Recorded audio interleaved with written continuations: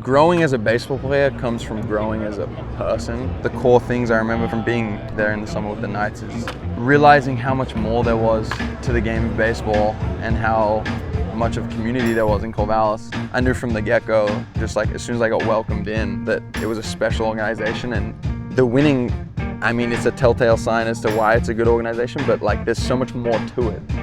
Gosh, I remember the energy you brought in right away, and you could see how excited you were. There's so many things you learn in that environment. You just get a perfect mix of building yourself to be a better ball player and a better person, I think. Looking forward to the draft. It's exciting.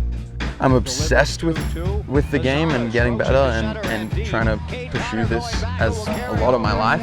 I love baseball, I love Australia, and I don't know, I just see it as an opportunity. Getting to a level that I want to get to, playing in the major leagues, with those kind of things that I could go out and progress to do, I can provide resources, provide advice, and then just like be someone for kids to look to, be a position player that people can look to, and hopefully people start to set their goals and expectations a little higher out of Australia. Well, Travis, you know, obviously coming from Australia, your first experience in the States was in the West Coast League and with the Corvallis Knights. I mean, tell us a little bit more about that. Maybe what you enjoyed and what the challenges might have been, or what your memories are? Yeah. No, I remember the first kind of memory of the Corvallis Knights was not actually with the Knights, but right after I got recruited to Oregon State, within like a week or two, I had a phone call with Pat Bailey at the time, who was the recruiting guy at Oregon State. He's like, hey, like I told the Knights, I told Dan Siegel and Brooke Knight, I got this kid who's Australian, who I think is going to be a good player, and I want him to play for the Knights. And they said, yeah, it should be good, we'll figure it out. And I was excited, so I looked into the Knights, and I was like, wow. I mean, I think at that point it was like 4 or 5 straight championships, and I was seeing the Adleys and Nick Madrigals, Matt Boyds, all the kind of legendary Beeves had played a part with the Knights. And I was like fired up. This is going to be the perfect kind of stepping stone into Oregon State and the US for baseball. And yeah, prepared for that summer for a long time. And I'd say some of the core things I remember from being there in the summer with the Knights is realizing how much more there was to the game of baseball and how much of community there was in Corvallis. I think firstly, like just hearing like you post game after a game and seeing you break down the game and how we could have been better and worse. It was like, damn, I'd never really been in a clubhouse where it was the detail, the attention to detail, and like the care for every player and every little part of the game and little detail was broken down, and we practiced those things to get better at winning. And that was really cool to me, and I always cherished that part of the summer with you. And then obviously seeing like how the stadium fills up in Corvallis was a perfect precursor and an exciting thing for me to see how people get around the games going into Oregon State, and that was like just exciting. I'd played in a couple kind of big crowd games in my life, but it's once every couple years at a world tournament or something like that, and playing like that with that environment every night in Corvallis was just special. Yeah, I mean, gosh, I remember the energy you brought in right away, and you could see how excited you were.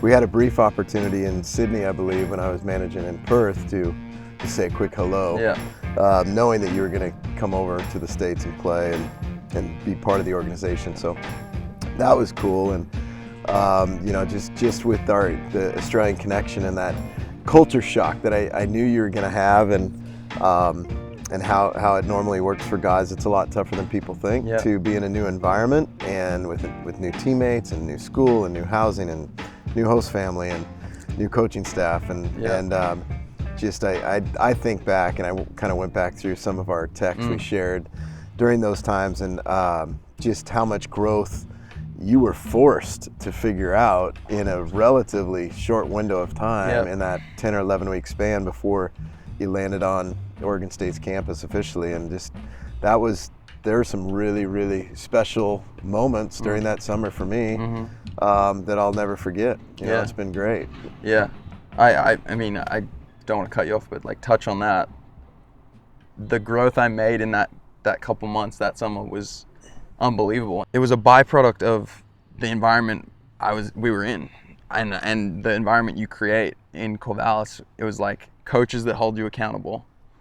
You always held me accountable, understanding that I had bigger things ahead of me and like the potential you saw in me, but you made sure I was like learning how to be a ball player and how to be an adult and carry myself the right way here in the States and then on the field, wherever I am.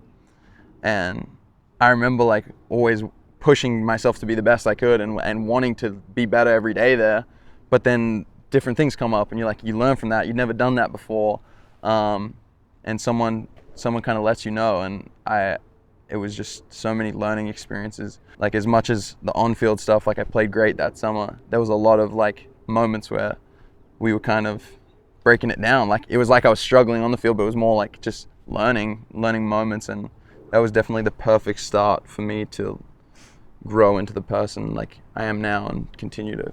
Well, I don't know if you remember one of the first games up at Port Angeles, right? And I just got done telling guys, hey, we've kind of got green light on the bases till we figure out who can do it and who can't. And with your run tool, and you're thinking, of course I'm hungry. I'm gonna go get it right away. And you ended up getting a subpar jump. I think you got thrown out at second. You're frustrated and disappointed, which I figured probably wasn't gonna happen very often. And then maybe later in the game, you're trying to get third base at 2 outs. And which I don't have any problem with, but you got thrown out there. And I remember you were just beside yourself, and I said something to the effect of, hey, don't worry about it. We're not going to stop. We're just going to get better. We're going to keep working on it. And I think, I don't know, at that point, if you thought maybe you're going to get your stuff jumped or something, but it was one of those weird moments. And maybe earlier in my coaching career, I probably would have been a little more, animated, but yeah. I just thought, this guy's going to do some damage. We just got to work through it together. And you were respectful, and we worked through it. And that was just one of many moments we had together where it was like, you knew it was going to come, and look what you've done after that on the bases, and just kind of working through to develop that trust. Like, we can make mistakes. We're going to make mistakes. That's part of the gig. Yeah. But just so many cool memories. Those mistakes were so huge on the bases for me to actually really delve deeper into base running and stealing bases, and how I'm gonna like lose runs for the team, getting thrown out in different situations, and how I'm gonna provide runs. And like that just totally sparked. I remember that summer, the majority of the season from the start, I remember feeling like a lack of confidence on the bases, feeling like it wasn't as easy to steal bases as it was in Australia. And I was kind of getting sped up and being excited about the knock I just got, speed me up to, I got to now get a bag, trying to add on, versus being able to slow it down, see the game for how it is, and then make a like quality decision. And so I just remember being like embarrassed and like couldn't believe I like again got thrown out third, different things like that in the moment. And then it was like it sparked me to really look into how I can be better on the bases, and I started to like want to know more and kept putting time into like how I would be a better base runner. And I think it clicked for me my sophomore year.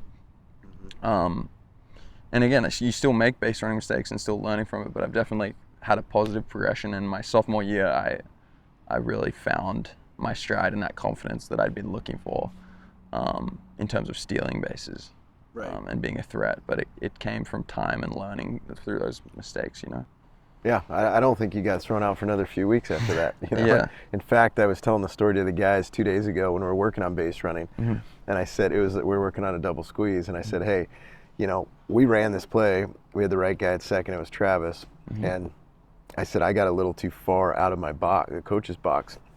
So as that bunt was down, and the guy at third's obviously scoring, I'll never forget. And I don't know if you remember, because you probably don't even know it happened, but I mean, I almost got cleaned up. I mean, I think somehow, some way, like our jerseys touched or arms touched as you flew by at 100 Mach 6, scoring easily on that double squeeze.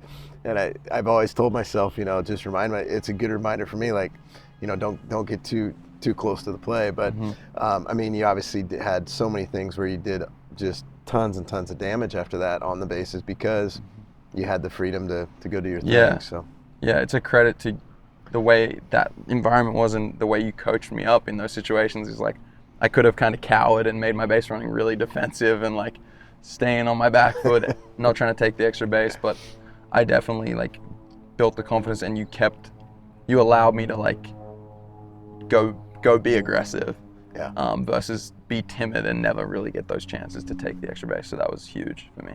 Yeah.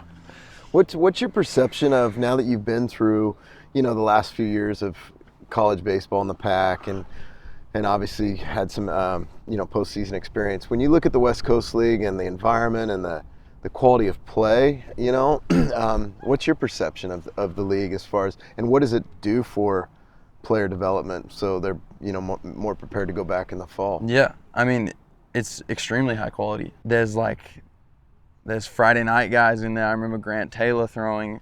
There's guys that you find from random programs, mid-majors, all across the West Coast, throwing 95. And then there's guys that go to NAIA schools and D2, D3 schools that have elite changeups and land it and have a 3-pitch mix. Right. I'm thinking of some of the guys I played with. The lefty from San Jose State, blanking, Ethan Ross, man. It's been so long, like, since I've kind of been on these guys, but like, you got 95 from the left side, you got a guy that's 87, but just dots both sides of the plate. And then Grant Taylor went out and was a 4-year Friday guy at Washington State and was one of the best pitchers in the Pac-12. Like, that's the kind of quality, and there's that throughout the whole league. And then you get these young prospects, freshmen, that are just getting their feet under them, that have a lot of talent, maybe turn down money out of high school. Right. And it's just this mix of like guys trying to compete, long bus rides, grinding, playing every day, learning how to prepare yourself and build a routine to, just be an adult, eat the right way, sleep, know that you're getting up the next day, it's Groundhog Day, you're playing again. Like, there's so many things you learn in that environment.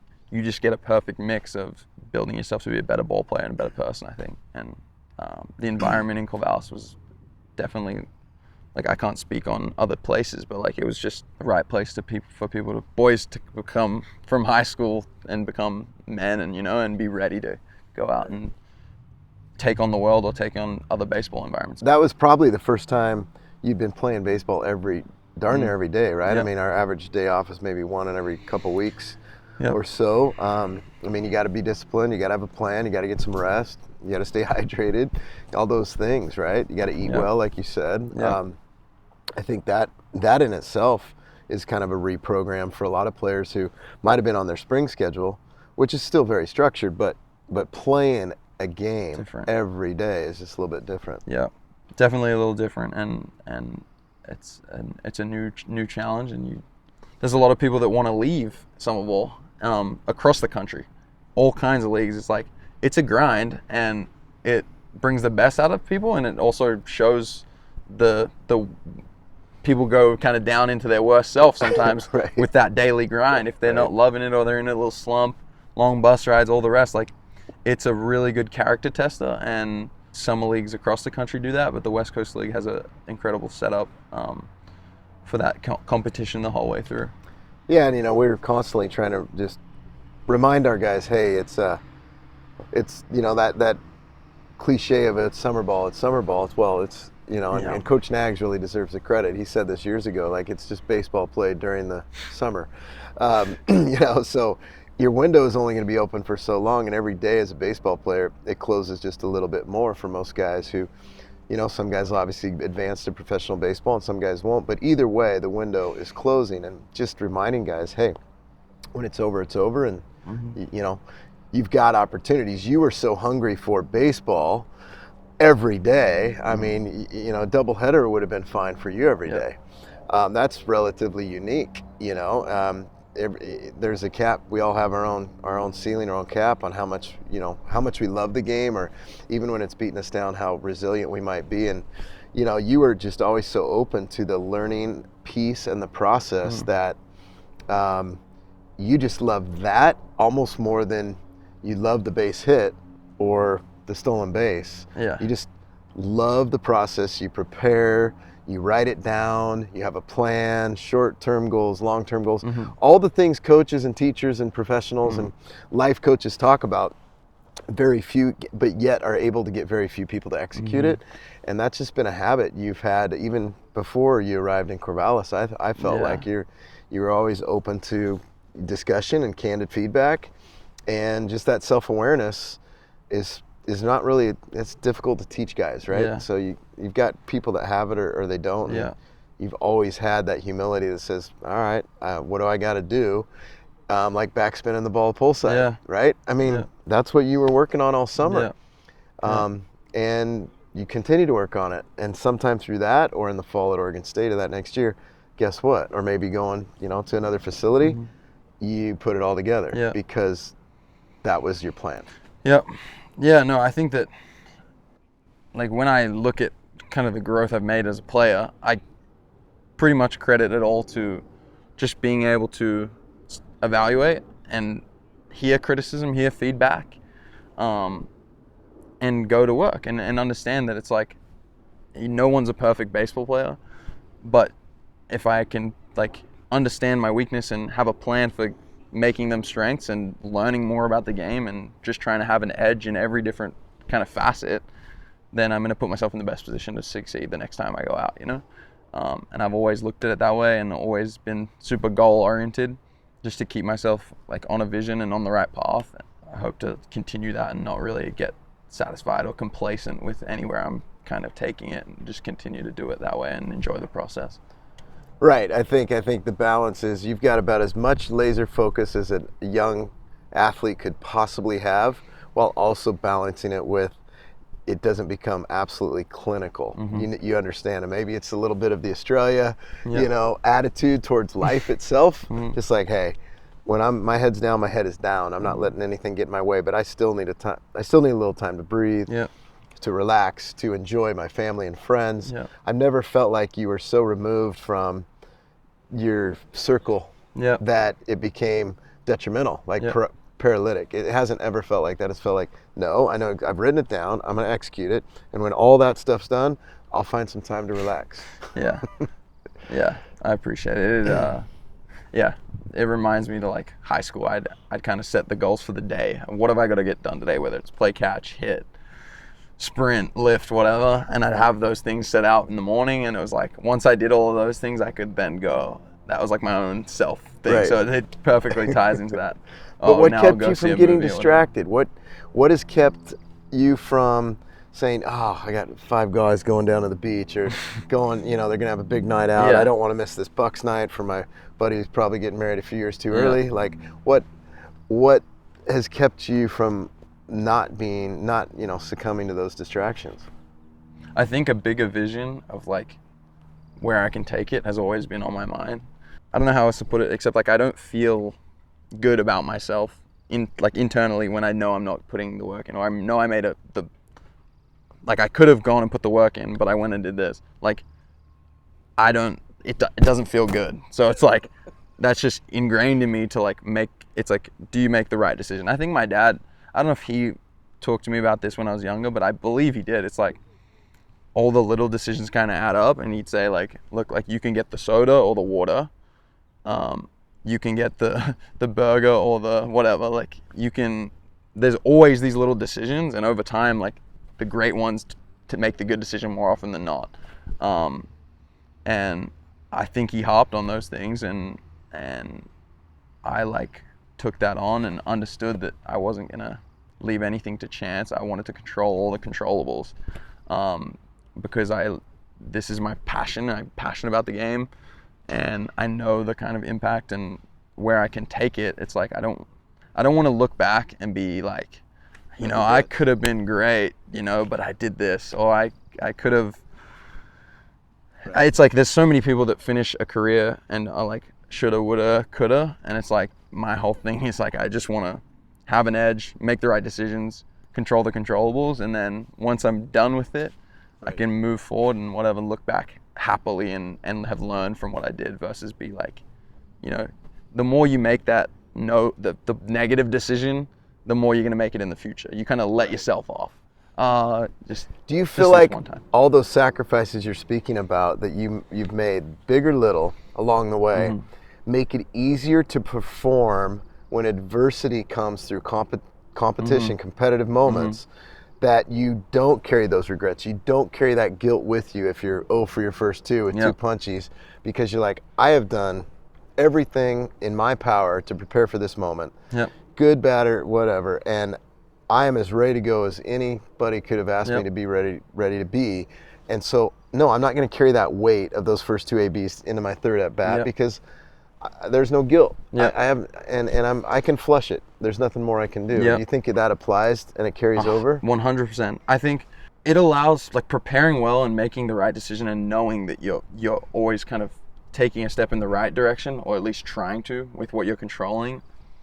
It allows for exactly what you said, like bouncing back from a couple poor at-bats, bouncing back from a couple errors or base running mistakes, whatever it is, because doubt doesn't creep in. You're like, you accept that that's a part of playing this game, part of the process, and you're prepared well to make the adjustment and go execute the next one because you've prepared.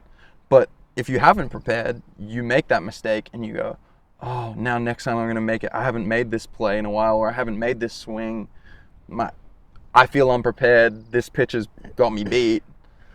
Things start to speed up. Doubt creeps in. You're a little fearful of the result versus like, I've done everything I can. I'm going to trust that this game has its ups and downs. I'm going to go out and execute. And that's Right. so real. That's so real that Right. people that prepare well and are constantly like making those quality decisions are going to be able to bust out of like the negative. They have an identity and a confidence that's deep down Right.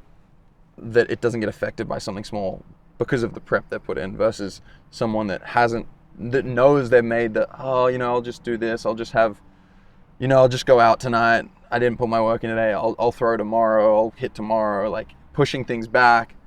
They get to that 0 for 3 and it's like Right. deep down subconsciously they know that there's doubt. There's doubt. They don't have that might identity. deserve the 0 for 3. Yeah. Right? And it can kind of run out. And so I think it's huge. I'm obsessed with the game and getting better and trying to pursue this as a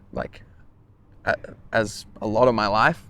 I'm obsessed with that and I love it and I'm passionate about it, but I'm not contained by it in a detrimental way. And I think like people that know me as well as you do, like understand that there's passion, but it's not like You can compartmentalize baseball. Yeah. So you have balance, right? Yeah. Circling back really quick, I thought one of the things you answered was amazing. From a motivation perspective, when you have been able to eliminate all those distractions and stay on course, which everybody starts in the gym in January and 3 weeks later, right? They're back on the couch. But for you, what I heard was, I am the judge, the jury, and I get to issue the verdict within.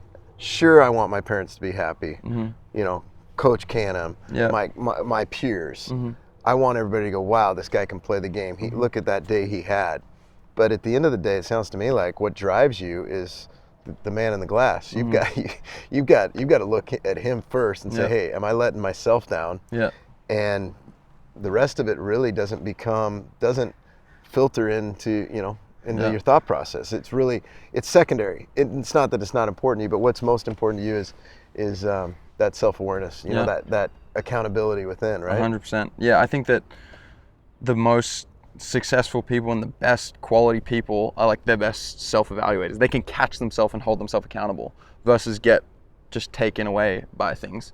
So like, yes, you want people that can hold you honest, accountable, and understand the standards you want to put yourself to. But if you don't have the highest standard and the most accountability, you're probably not making the most out of like who you are and what you can be, So I think that as I've grown, just understanding myself a little better and putting the time in to know where I want to take my baseball game and what kind of player I want to be in a couple years, 10 years, whatever, like having that vision, then I understand how I like need to hold myself accountable to be where I want to be, So I think being a good self-evaluator is an extreme skill just for all parts of life.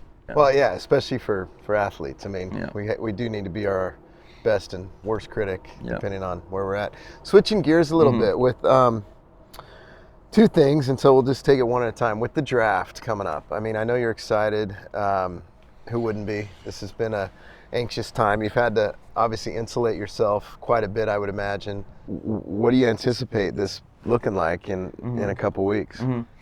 As the season ended, my parents were in town. and I kind of just looked to decompress a little bit, knowing that everything's going to ramp up naturally into the draft and then into professional baseball.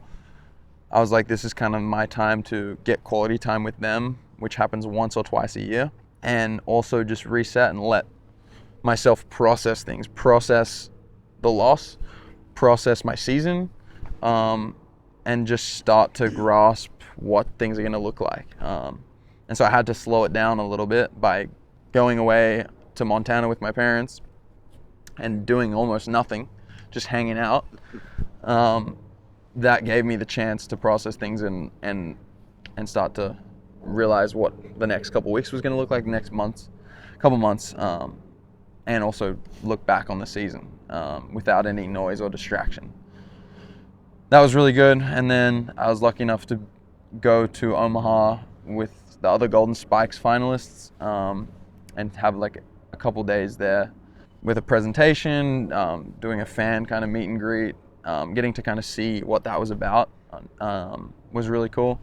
And then after that, it was straight to right where we are now, kind of Seattle area, training in Kent and preparing, putting a wood bat back in my hands and starting to gain some weight back that you lose in the season, try to build that strength and twitch back, ready to go into Pro Bowl, hopefully prepared to perform and start the process of moving up and seeing where I can take it. But yeah, I think in terms of this couple weeks, it was decompress and then now prepare and build everything back to where it needs to be, ready to play at the back end of July. Yeah. And then looking forward to the draft, it's exciting. There's been meetings and there was meetings preseason and then nothing really in the season, and now it's like it's all noise, and then now it's real. You're actually having real conversations. People are interrogating deep into your life and trying to figure out if they're going to make the investment, you know. So it's exciting. There's no nerves at this point. I feel like there'll be nerves on the day. Sure. But I mean, yeah, it's going to be a good time, and I'm just trying to figure it out with my advisors and people like you close to me, just like get ready for what it's going to look like and then enjoy it when it comes. But, yeah. I think that's the biggest thing that I would want you to do is just relax and enjoy every minute of it, because I even think about when Adley got called out, his first start in the big leagues, and he kind of looked around the stadium. We've all seen that video, and just taking just a minute to absorb it and process it. You've earned it, right? Nothing's been given to you, and just have fun with it. You know, have as much fun with it as you can. All right, the second part, Australian baseball, Sydney Blue Sox. So who knows who's going to draft you and be lucky enough to have you within their organization. But obviously it'll be an early pick, and who knows what they want, you know, your next 6 or 12 months to look like.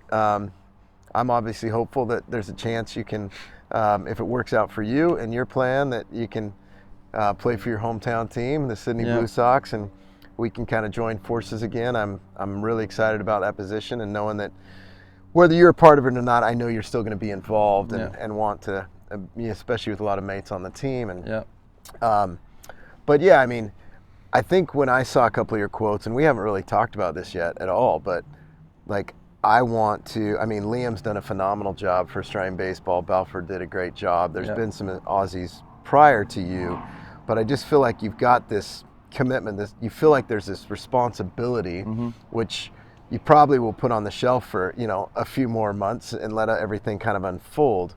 But you've spoken to the fact that, hey, gosh, I want to see the game perpetuate in Australia, and I want to do everything I can to grow the game. I mean, can you speak to that a little bit more? I think I see it as it's something that's grown for me in the last 2 years. Once I kind of put myself on the scene in America as a baseball player, and my draft stock grew and my success grew, and I started to like really find myself as a player, that came with like learning, wow, I have this opportunity. Like I love baseball back. I love baseball. I love Australia, and there's so many things that I wish we could improve and grow in the game back home. And so it's like I have this opportunity to where I can have a platform to where I play good enough baseball and do what I do to where I can inspire some other kids. I have the platform to hopefully then when I join the national team, like there's other guys also pulling that same way to make this impact. I don't know, I just see it as an opportunity that with getting to a level that I want to get to, playing in the major leagues, with those kind of things that I could go out and progress to do, I can provide resources, provide advice, and then just like be someone for kids to look to, be a position player that people can look to, and hopefully people start to set their goals and expectations a little higher out of Australia. I think often kids are really talented and then they kind of just like, they don't really see the future and see where they can take it. And I was lucky enough to see it, and I want to find a way to provide that belief where young Australian baseball players can see the future if they want it and they're passionate about it, and set those goals really high and then go to work. But yeah, part of it is just being able to put myself in a position to give back, give resources, bring insight to Australians in America playing baseball for general Australian sports fans. It's a whole thing, but I just see it as like there's an opportunity there, and I'm going to try and make the most of it in terms of growing the game. Yeah, I think it's really exciting, and obviously it's a little bit down the track for you because you got to stay focused on your primary goal, which is getting to the big leagues, right, and staying, which is not easy. So I think Australian baseball is going to reap some neat rewards from your journey and what you're willing to do, and I hope to do some of those same things, probably not on the scale you'll be able to do those on, but definitely would like to be a contributor and perpetuate the game in Australia as well. Wrapping things up here, tell me a little bit more about the experience you had with the Corvallis Knights and, you know, the West Coast League overall. Thinking back to the summer, I was so impressed, and I would talk to my parents about it weekly, daily, just with how the people with the Knights all were such good people and all pulling the same way and caring about all the same things. And it was inspiring for me to know what kind of person I wanted to become and like grow as a player and a person. Made it so easy with having the people with the Knights doing what they do. I mean, you just see from the interns to the coaching staff to the players you bring in, everyone wants to win. Everyone's caring. The attention to detail is unbelievable, unmatched, and they're just such a positive and hardworking group and environment. So I knew from the get-go, just like as soon as I got welcomed in, that it was a special organization. And the winning, I mean, it's a telltale sign as to why it's a good organization, but like there's so much more to it, and there's so many more reasons why. And I think that like Dan from the top, you Dan, and the whole group that's been a part of it through this journey is just so bought in, but then they have such quality like hearts and kind, like thoughtful processes to the way they go about a business at the end of the day. When you talked about winning, right?